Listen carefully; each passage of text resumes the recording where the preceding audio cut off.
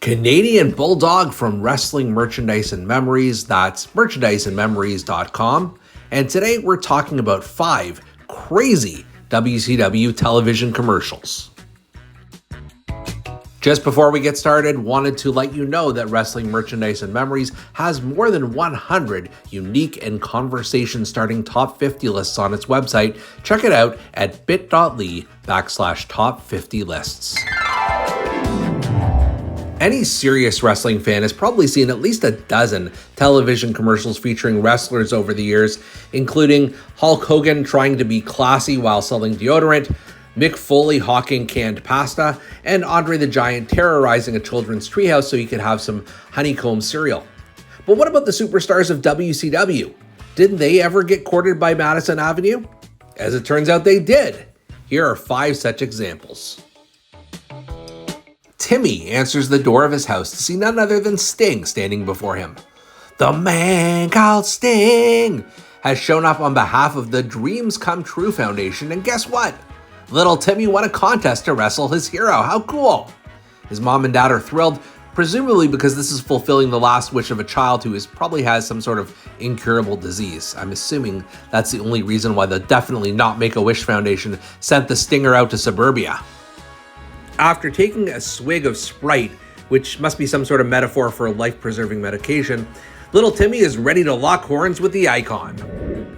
But unfortunately for Hacksaw Tim Duggan, Sprite does nothing for his wrestling acumen, and he ends up getting his ass kicked by the Vigilante in a hardcore match around the house, all while mom and dad are cheering and videotaping the damn thing. What the hell? Wasn't Timmy dying?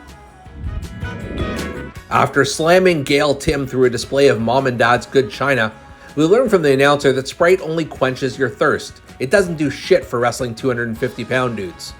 I would have figured as much, but that's still a terrible endorsement for your soft drink. Buff Bagwell enjoys the finer things in life, and by finer things in life, he means beach skanks. WCW fans can now order your official Buff Bagwell MasterCard, or they can get cards of Sting, Kevin Nash, Conan, Arachnaman, and so on instead. Apart from exactly one person, Judy Bagwell, I can't see anyone else ordering that particular style of credit card.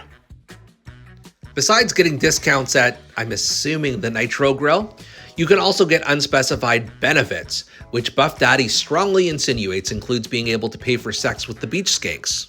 And given Buffy the Bagwell Slayer later in life became a gigolo, I suppose the finish they booked makes sense.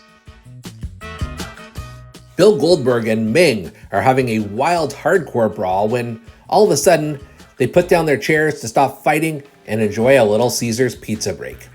The fact that they're breaking kayfabe and trading cards isn't nearly as shocking as the fact that Goldberg is selling for friggin' Ming.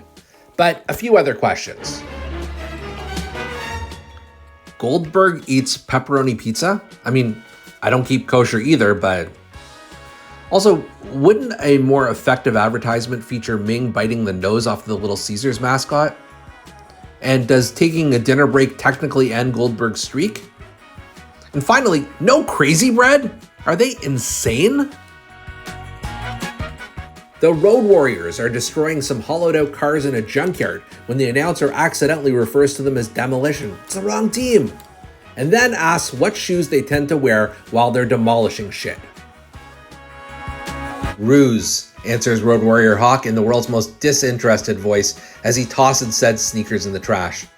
I don't know, it doesn't seem like a ringing endorsement of the shoes for your feet, pockets for your stuff brand of footwear that was so popular with WCW in the early 1990s. While this is technically the NWA, it became WCW the same year this commercial was produced in 1988, so close enough. Here, the American Dream Dusty Rhodes is singing the praises of his soft drink brand Mellow Yellow in his famed, tough-to-understand voice, and he also manages to bury competitor Mountain Dew like it's friggin' Flair at the Great American Bash 86. Each can has a black and white photo and stats of different NWA competitors such as Magnum TA, Ivan Koloff, Arachnaman, and so on, which is a neat gimmick for fans.